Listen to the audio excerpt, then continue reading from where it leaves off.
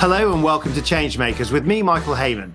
Now today we're exploring the world of words, influence, and the power of a great speech. My guest is someone who knows this world better than most.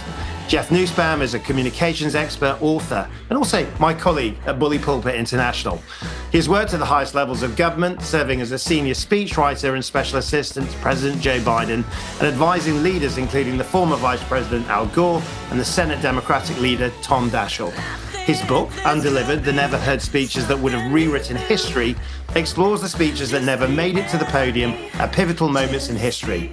Today, we'll discuss insights from the book, get his behind-the-scenes perspectives on the White House, and discover how words can really make history. Jeff, welcome to Changemakers. I'm just thinking about this presidential speechwriter, author, but also colleague. Great to have you on the show. Yeah, these are all titles of which I'm very proud, so thank you. Well, now, we're here to discuss this book, Undelivered. I think it's an absolute zinger. The never-heard speeches that would have rewritten history. What an amazing idea for a book. Yeah, well, it's gratifying to hear you say that, because previously I thought, I'm just going to inflict my obsession upon the world and see if anyone warms to it. So it's been fun for me to write that. And that project began election night 2000, very early in my career. I was a speechwriter for Al Gore. And on election night, we had 3 speeches written.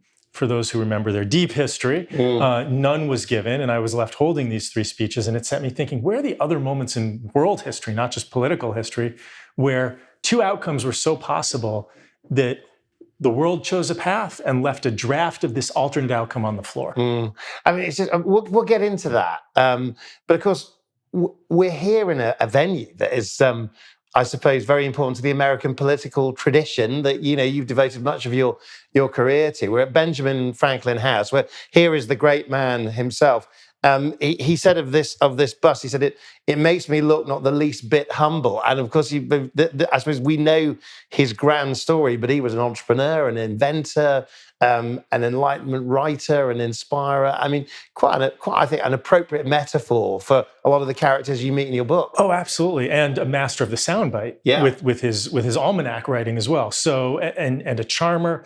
And I think about this a lot, that he really was, at that moment in American history, he was the embodiment of America's continuing, if perhaps slightly less realistic these days, self-conception, that you could be one of more than a dozen kids, son of a candle maker, you could work your way up and become one of the most important figures in your nation's history. Yeah, and obviously as a key, drafter of the I suppose the kind of the founding fathers, the sort of the Constitution of the United States, is that another amazing piece of writing in terms of, I suppose, the ability to send language into action, to actually make the case for a brand new nation, a brand new future, something incredible to think that's just about 250 years ago. It just occurs to me as you say that, I used to do this thing where there are all these terms in speech writing, like epistrophe and anaphora, about repetition of a word at the beginning of a sentence or repetition of the word at the end of a sentence.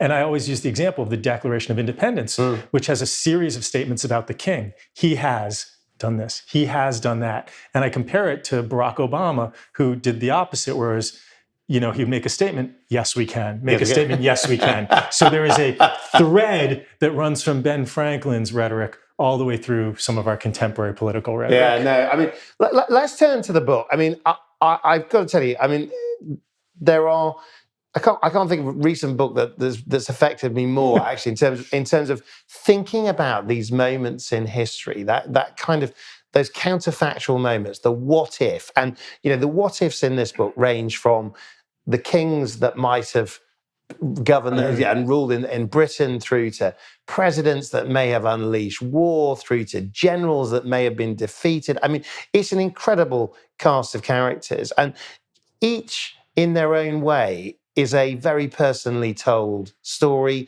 Each in their own way is a case study of what a good speech is all about. How did you choose the 15 that you actually focused on? Yeah, well, thank you for the question. Some of them, it began with this obsession on election night, and then I started finding breadcrumbs in lots of different places. It's not as if these present themselves to you. You catch wind that Emperor Hirohito may have tried to apologize and abdicate the throne at the end of World War II, and the Allies wouldn't let him do it. And so that led me on the journey to the biographer of the chief of staff to the emperor, who had found a draft of this apology, or the Cuban Missile Crisis, that President Kennedy had 2 speeches for 2 different courses of action, and a look at recently released declassified documents at the Kennedy Library reveals here indeed is that speech. Yeah. And so each one was following a different trail of breadcrumbs. But one of these things that was very funny to me when the publisher said to me was, liberals love history and conservatives love counterfactual history. And here you've given them both. And I do think that one of the distinctions, though, is as opposed to an imagined counterfactual history, when you see the draft, and to get to your question of how did I choose, my only bar, my cutoff bar was the leader had to have engaged with the draft that wasn't given.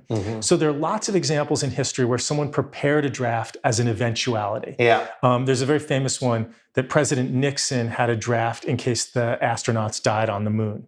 But there's no evidence he ever saw it. Right. So I did not include that one. But I did include a draft from Richard Nixon where he was trying to fight impeachment and not resign. Right. So that was the bar, is did the person actually engage with this idea and then turn away from it? And of course, context is everything. I mean, Nixon and Watergate, Hirohito as a emperor anointed by God, Kennedy looking at speeches that might have unleashed absolute war. And I mean, this is, I guess, the drama of the book that you've written is that it brings to life the stakes on the table about why these speeches really did matter. And there actually is a hopeful takeaway.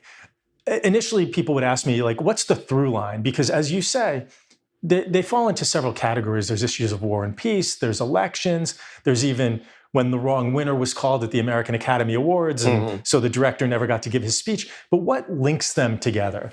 And my realization, almost when I was done with the book, was we look at history and we think that things happened the way they happened because in retrospect, that's how it had to happen. And what this book reveals is, no, that's not the case. History often rests on a razor's edge. And it's the decision that people make, not always the most powerful people, but people using the positions they have to make the difference they can be that nudge that sends history off in one direction or the other. Yeah, I mean, one of those days that was, undoubtedly was powerful was Hillary Clinton, and I think a particularly moving chapter is the speech that she might have given if she had been elected the first female president of the United States. But pick out the story for us, Jeff, because it is a very moving, emotive part of the book when you actually read that actual tract. It really is powerful, and when you go deeper into that speech, you find a lot of it feels very much like her campaign speeches. And you see some of those tensions that existed in the campaign make their way into what would have been her victory speech. What am I going to say at the time to Bernie Sanders supporters? What am I going to say to the Trump supporters who I called deplorable? And so for a part of the speech, it's quite workmanlike, and you see those tensions working themselves out. And then there's this beautiful peroration, this beautiful end, where Hillary imagines herself talking to her 8-year-old mother. And her mother had a very difficult life, was basically an indentured servant. Her grandmother couldn't care for her. So she was sent across the country from Illinois to California on a train. And Hillary imagines herself walking down the aisle of the train and sitting down next to her young mother and describing for her the difficult life she will have, but then saying, you will have a daughter. And as hard as it is to believe, this daughter will grow up to be president of the United States. Yeah. And it's hard to even recount it, regardless of your politics, without getting choked up, because it's such a powerful image. And I asked where it came from, and it was this convergent evolution, which is a theme you find sometimes in speech writing, where an idea that was sent to her by a poet collided with an idea she was working on herself. And it formed this beautiful, shining gem. It's a fantastic moment of imagination. And as you say, I mean, I think in some respects you don't think about Hillary Clinton necessarily in that kind of like creative environment, whereas this is actually that moment of what would I have said, and I think that makes it so compelling. I mean, just while we're on sort of like things that people might actually read in the book. I mean, we are in the year which is the anniversary of the end of the Second World War, and another very powerful chapter is the D-Day speech that General Dwight Eisenhower might have made had the dice rolled the other way. Again, and a really interesting, I guess, perspective on leaders and actually owning your own show. I love that chapter because it feels so relevant to this moment. President Eisenhower, as a leadership tool, had a habit of envisioning and apologizing for every failure, every engagement battle. He pictured failure. Could I live with this failure? And he did the same for D-Day, and he writes something very brief, and in his haste, he misdates it. But he makes two changes. Initially, he writes the line, "The troops have been withdrawn," and he changes it to, "I have withdrawn the troops." Mm-hmm. And then at the end of it, there's a line where he's written, "If any fault or blame attaches to the attempt, it is mine alone." And he underlines mine alone. Mm. And it's such a powerful admittance and acceptance of responsibility that one would imagine, had the invasion failed, it certainly would have cost him his job and his career, but he would have left public life and military service saying, "I did my best. It was my responsibility. I take responsibility." And it collides with our current reality because there's some evidence now that you should never apologize. There's some social science behind this, that apologizing demoralizes your supporters and emboldens your detractors. Right. And especially in a moment when we have shortened attention spans and a fractured media environment, there's an argument, yeah, maybe we shouldn't apologize. And so I'm really wrestling through that tension. And we wrestle through it as we talk to clients about how much do you push the world to move on and how much do you own your actions? Yeah, I thought that was a really important chapter on what it means to lead, the idea of leadership as the verb, the sort of taking the active control of it. But also my perspective was, did that say something different about these different spheres of life? Here's a military leader. He went on to become a political leader. There's another commercial world. I mean, I'm wondering, do certain environments make it easier to own your own problems? Or do you actually just think that actually the nature of leadership has changed due to the way things have worked out? That's a great question. I think environment has a lot to do with it, right? If you are the Supreme Allied Commander, if you're the commanding general, it's quite clear where responsibility lies. You're not going to say, actually, if this private had done a better job. So in that sense, context matters. But in another sense, it's really about the moment. And what do you make of that moment? And how do you use that opportunity?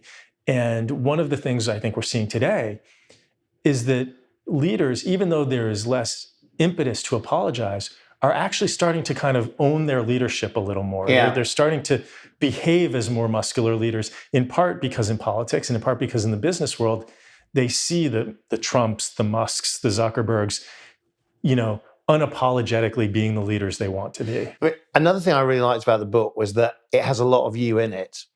So one minute you're reading about the abdication of Edward VIII, and then you're reading about, your views about and a great anecdote about Senator John McCain and his father. I mean, but I think what's really interesting is that from the get-go, from you sort of turning out to Al Gore's campaign in a Saab, right the way through this whole journey, we get a real sense of your own relationship with the written word, your own relationship with speeches, your own views about actually how so this is not just a telling of stories. This is actually your own journey as a speechwriter, and actually what each of these stories is telling you. And I guess did you set out to do that, or was that something that kind of revealed itself as the process went by? Well, a couple answers to that question. One is I was pretty convinced I would never write a memoir, so I might as well commit some of these stories to paper. But what happened is, as I was excavating these fascinating chapters in history, and what I've done in each chapter is there's sort of a chapter in history, and then there's a kind of subchapter on what this tells us about communication and what this tells us about leadership.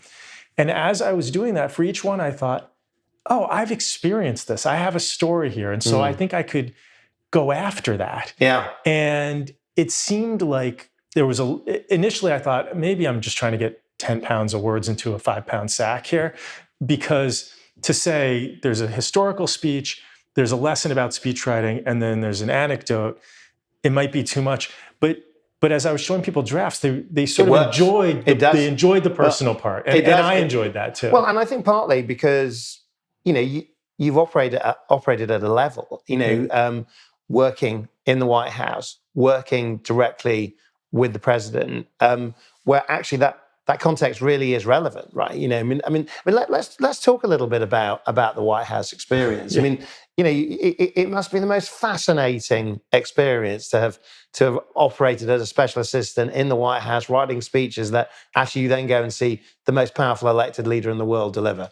Yeah, I've been really lucky and blessed in my career, especially when I thought for sure I'd go into science or medicine, to end up in a place where I've had 3 different stints in the White House. First with Al Gore as vice president, then with Joe Biden as vice president, and then the joke was my career is an object lesson how to get almost to the top, given that I couldn't work for a president. And then Joe Biden defied his odds and mine and became president, and I had to change the narrative. But I had a chance to work with him in that first year and a half, eventful year and a half of his presidency. And if you love words, not just for their own end, but for their ability to explain concepts or move people, as Ted Sorensen, President Kennedy's speechwriter, once said, into action or allegiance, then there's no better place to get to be a practitioner. You know the saying about sort of campaigning poetry and governing prose. How does that play out? It was Mayor Cuomo, I think. How does that play out in the White House? I'm just thinking about the day job. I mean, a lot of us will have a lot of our experience of the White House through things like TV dramas or whatever it might be. But I mean, in terms of actually the importance of the language to actually how the White House operates, well, give us a sense of the vibe. Yeah, well, I love that line about poetry and prose, but I would offer a modification, which is you campaign in aspiration and then you govern in explanation, right? This is what I aspire to do. This is what I'm actually able to do. Yeah. And here's how it'll make a difference in your life. Certainly, language and the words in the White House are where a lot of decisions come to a head. The White House as a function produces a lot of things, proclamations, statements, and yet it's often the speech where the president and the president's senior advisors weigh in, because there's something different about the president is about to say it, as opposed to the White House is about to release it. And I often joke that it would be almost comical if it weren't so serious, how often policy is made over the shoulder of the speechwriter in response to the question, can we say it this way? Yeah, but I was actually thinking about that, is that I suppose it's also where the idea is actually, in terms of actually what a presidential term might be defined by. I guess the speeches are the front line of that story. Yeah. Oh, absolutely. And a lot of in my experience, some of the social debates, but also some of the economic debates got litigated in the words. So when President Biden, early on, when we were seeing signs of rising wages, which was a precursor to signs of rising inflation in some of the legislation President Biden had passed, we talked about rising wages are a feature of this legislation. We want wages to rise, not a bug, right? So in that language and how we described it, we kind of baked in the idealism Joe Biden brought to the White House about elevating the middle class. So there are lots of examples where the language helps you bolt the initial idealism to the reality. Right. I mean, I think a lot of people's sort of like view about the Biden presidency will be coloured by the end in terms of how he performed in the presidential debates, and of course that might not necessarily be how you might see him on his best day, because you worked with him very early on in that presidential term. I mean, if you were to sort of like capture the high notes of Biden the speechmaker, what it was like to actually work with him on that agenda, how would you bring that to life for us? Yeah, I think that President Biden described himself as a fingertip politician. And by that, he meant, I need to feel the room. I need to feel the crowd. And that was probably when he was at his best, was when he was in with people, feeling the room, finding personal connections, finding personal moments. So in that sense, he was probably stronger in the more intimate moments than in the larger moments. Right. But it was also a realization, and something we've discussed before.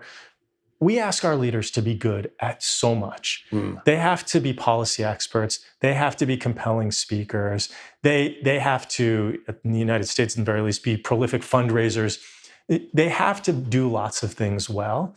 And I come away from these public service experiences with so much more respect for people who do it well, because there are lots of folks who say, oh, you should put a CEO in there, business leaders should do it. And I have a lot of respect for business leaders and our business leader clients. However, and we'll discuss this at some point, I got back from Davos, where I watched lots of CEOs being interviewed by lots of journalists, and none of them took a single question as hard as the 10 questions that are thrown at every politician every day. I mean, I think there is often the nature of the political bubble is that it's so intense, it's so vivid, that sometimes I think you're not comparing apples with apples in terms of the political world, the corporate world, in terms of just how many difficult decisions that leaders are asked to address. I mean, but let's move on, because obviously we've gone from the 46th to 47th president of the United States. I mean, a very, very different character, President Trump. Yes, I mean, yes. But as a speech maker, I mean, if you were to sort of like, he's just given an inauguration speech. A lot of people have said, well, look, actually, this speech is important because it signals that actually, sort of US long-term decline is not inevitable. That actually a golden age can be there for the states, and to that degree, it hits a very important high note in the kind of, I suppose, the US leadership speech tradition. Very different to the American carnage speech that he gave as 45th president. Yeah, are we allowed to curse in this cast? Right, we can have some beeps. It was George Bush who listened to that first speech, turned to Michelle Obama and said, "That's some weird shit." So, so the saying frequently with Trump was, the first time around was, "Take him seriously, not literally." And I think this second inaugural sent the message, "Take me seriously and literally." And I think what we heard there was much more muscular language, a much more forceful assertion of both America's position on the world stage and Trump's view of what had to happen in America.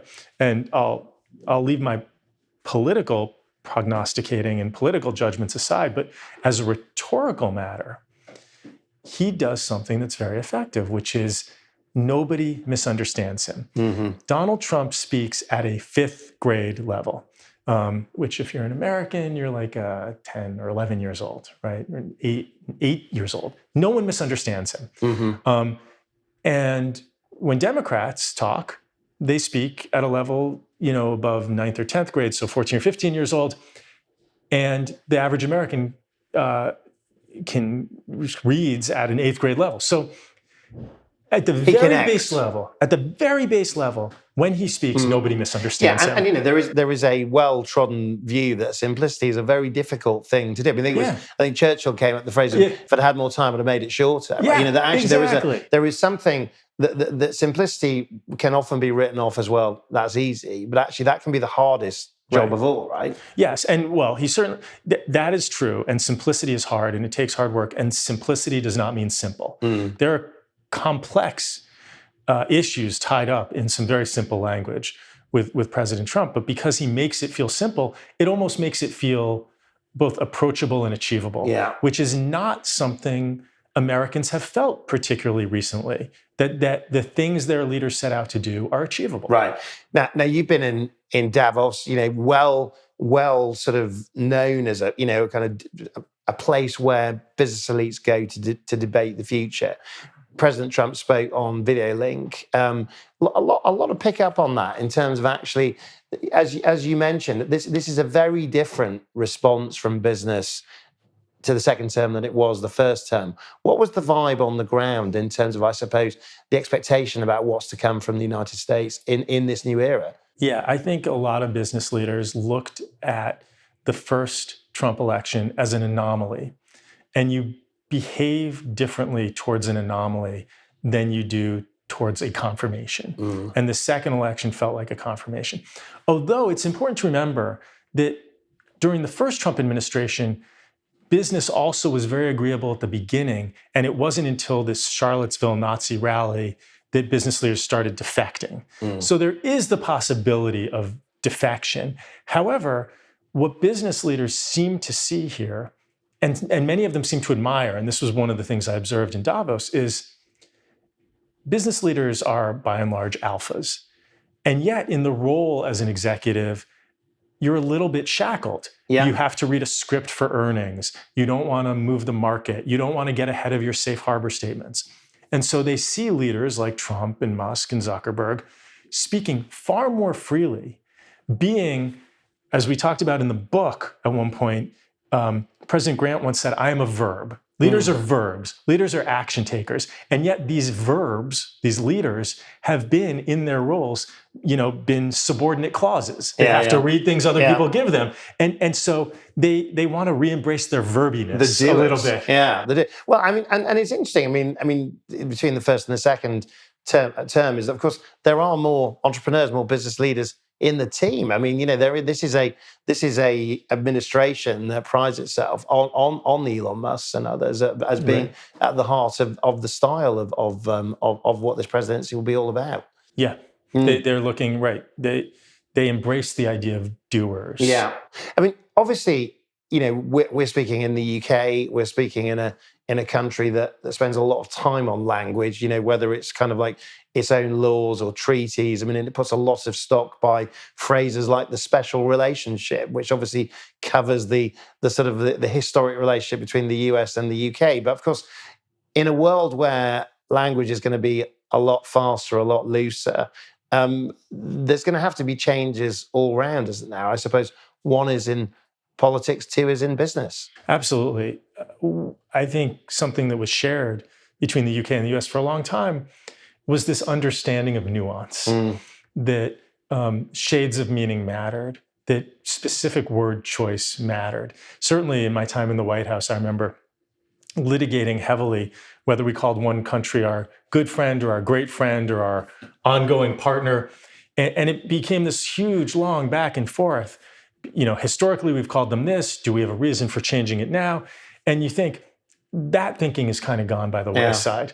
That so many communications in a fractured attention environment, as things come by so quickly and pass, that there's almost no room for nuance. There's almost no room for subtlety. So I think in governments, in business, you're seeing so much more direct communication. And I suppose, supporters of that directness will say, well, look, the problem about so many pens on the page is that it hollows out language, it hollows out meaning and connection.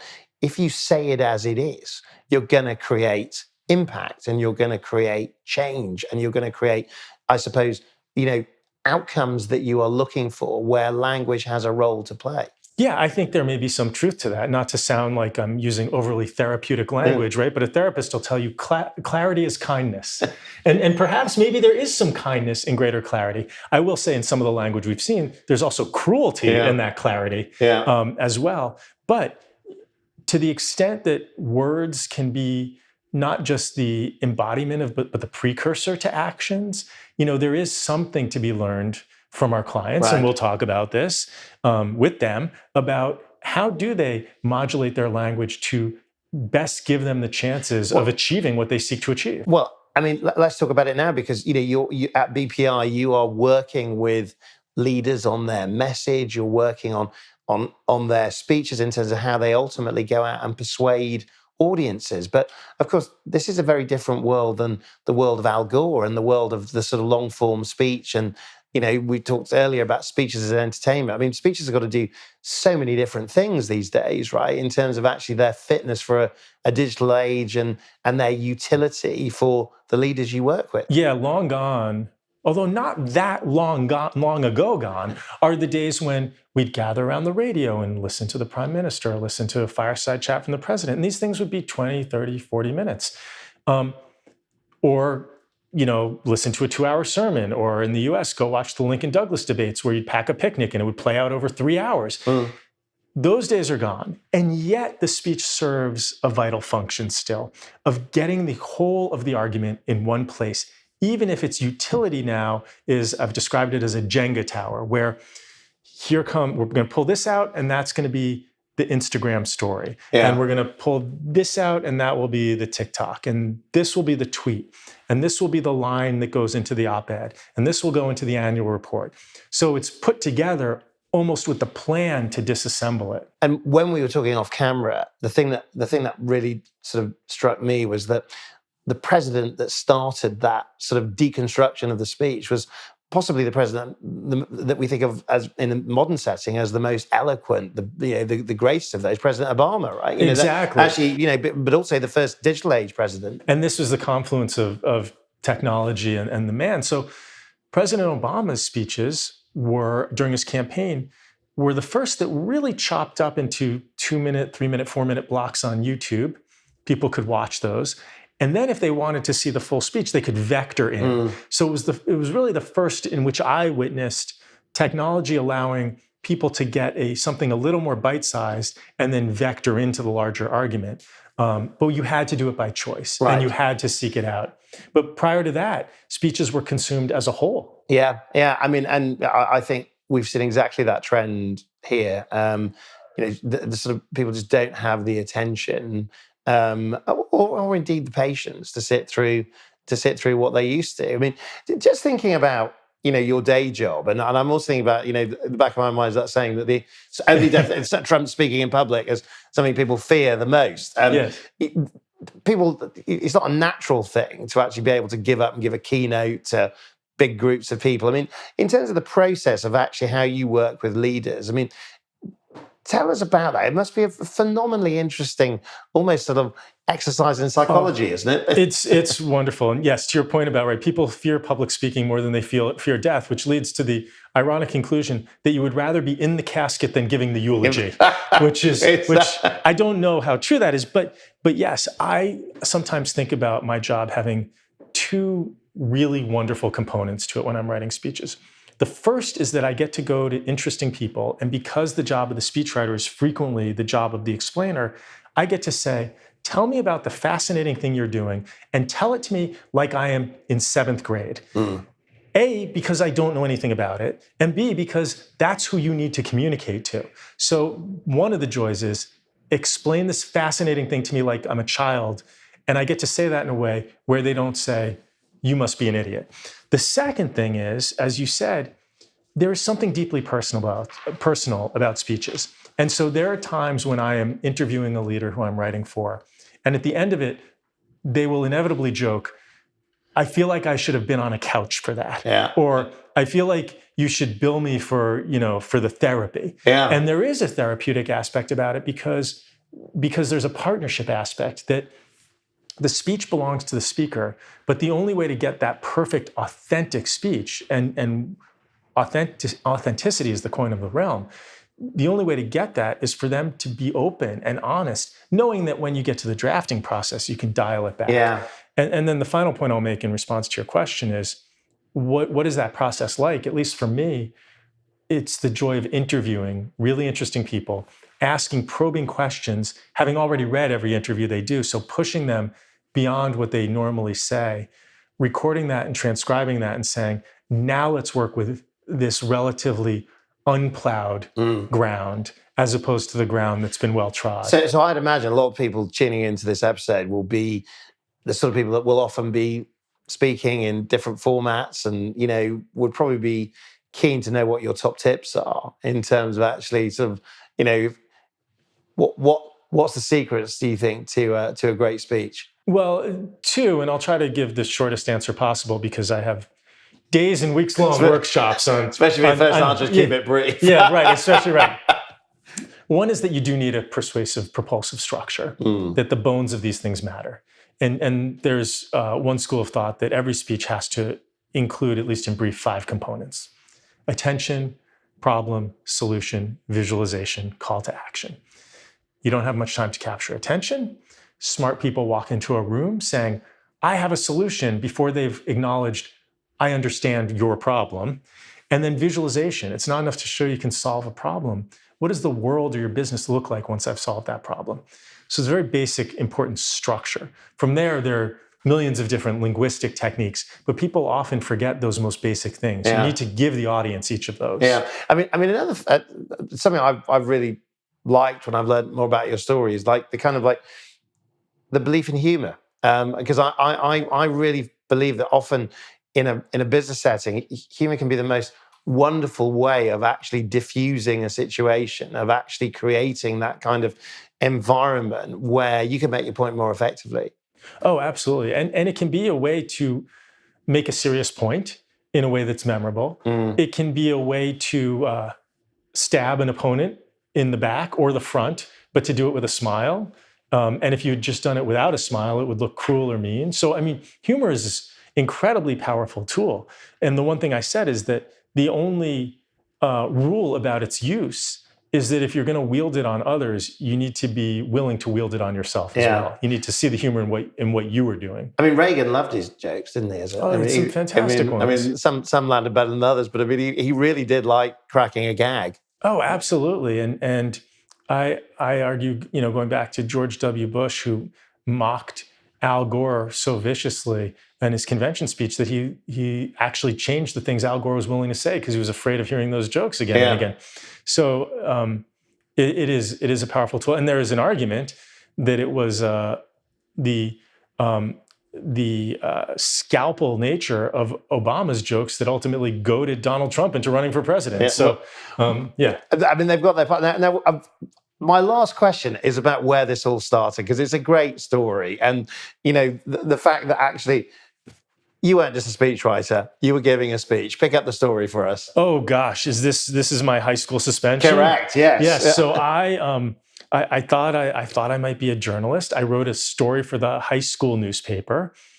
It made fun of a teacher. I got suspended for it, and so the first speech I had to give was a stand and deliver moment about why I should not be suspended from high school. And though I have gone on to live a full and complete life, that speech was wildly unsuccessful. The mission was a complete failure. Yeah. Well, maybe Undelivered should be sort of succeeded by unsuccessful. Exactly. The speeches that didn't change the world. Jeff, thank you so much for joining us on Changemaker. It's been absolutely a pleasure to see you. And I've got to say, so enjoyed the book. Congratulations. This was really fun. Thank you. Great. Thanks.